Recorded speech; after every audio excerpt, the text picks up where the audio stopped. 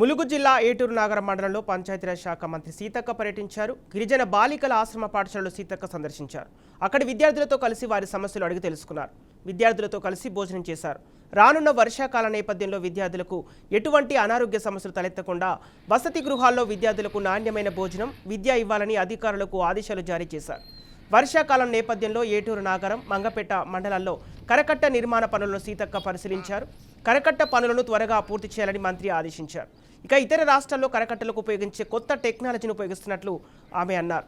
కరకట్ట వద్ద Jio tab technology ఉపయోగిస్తున్నట్లు మంత్రి సీతక్క తెలిపారు. ఇరిగేషన్ శాఖ అధికారులను ఎప్పటికప్పుడు అప్రమత్తం చేస్తున్నామని, వారం రోజుల్లో 4 సార్లు రివ్యూ సమావేశం నిర్వహించినట్లు మంత్రి సీతక్క హామీ ఇచ్చారు.